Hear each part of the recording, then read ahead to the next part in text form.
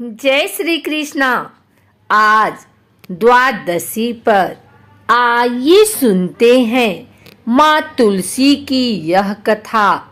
तुलसी से जुड़ी एक कथा बहुत प्रचलित है। श्रीमद् देवी भागवत पुराण में इनके अवतरण की दिव्य लीला कथा भी बनाई गई है। एक बार शिव ने अपने तेज को समुद्र में फेंक दिया था। उससे एक महातेजस्वी बालक ने जन्म लिया। यह बालक आगे चलकर जालंधर के नाम से पराक्रमी दैत्य राजा बना। इसकी राजधानी का नाम जालंधर नगरी था। दैत्यराज कालनेमी की कन्या वृंदा का विवाह जालंधर से हुआ। जालंधर महाराक्षस था। अपनी सत्ता के मद में चूर उसने माता लक्ष्मी को पाने की कामना से युद्ध किया, परंतु समुद्र से ही उत्पन्न होने के कारण माता लक्ष्मी ने उसे अपने भाई के रूप में स्वीकार किया। वहां से पराजित होकर वह देवी पार्वती को पाने की लालसा से कैलाश पर्वत पर गया। भगवान देवाधिदेव शिव का ही रूप धरकर माता पार्वती के समीप गया, परंतु मां ने अपने योग बल से उसे तुरंत पहचान लिया तथा वहां से अंतर ध्यान हो गई। देवी पार्वती ने क्रुद्ध होकर सारा वृतांत भगवान विष्णु को सुनाया।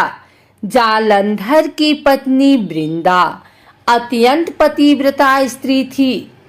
उसी के पतिव्रत धर्म की शक्ति से जालंधर न तो मारा जाता था और न ही पराजित होता था।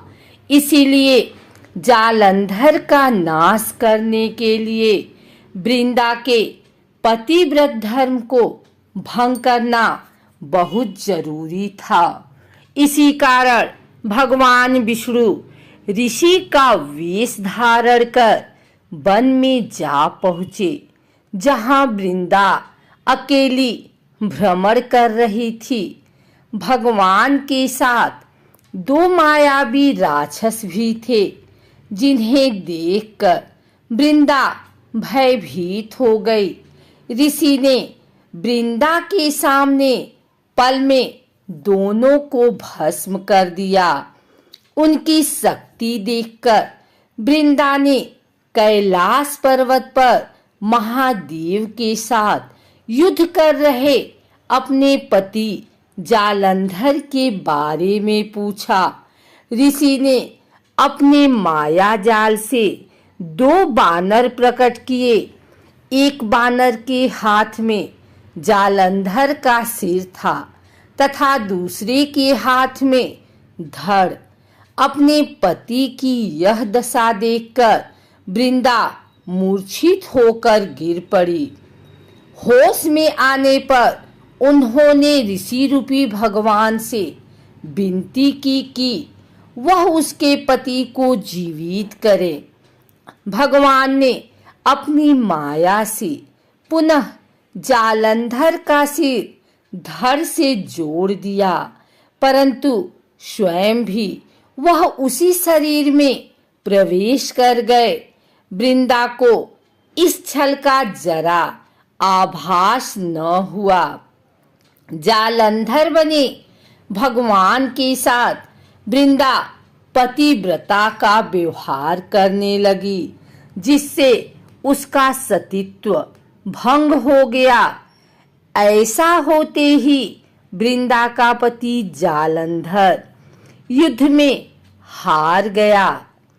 इस सारी लीला का जब वृंदा को पता चला तो उसने क्रुद्ध होकर भगवान विष्णु को शिला होने का श्राप दे दिया तथा स्वयं सती हो गई।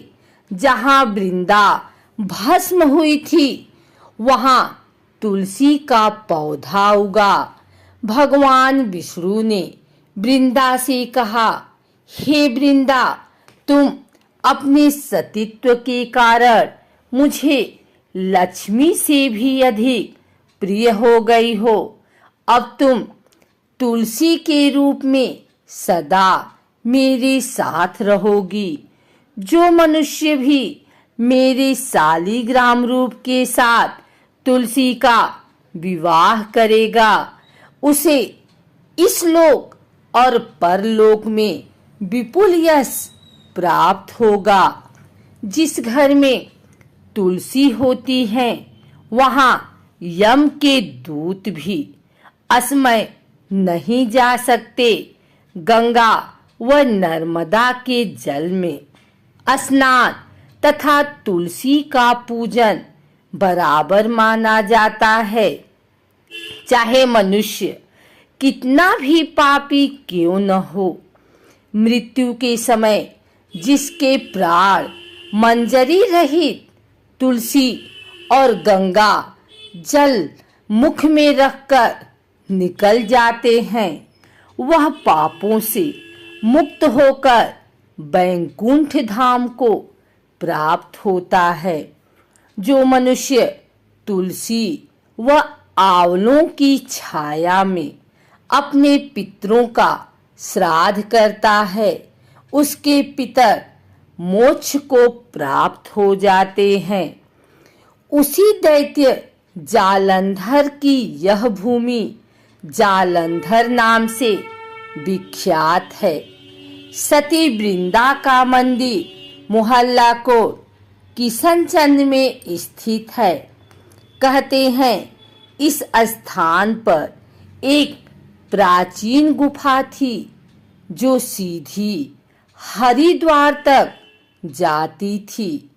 सच्चे मन से 40 दिन तक सती वृंदा देवी के मंदिर में पूजा करने से सभी मनोरथ पूर्ण होते हैं।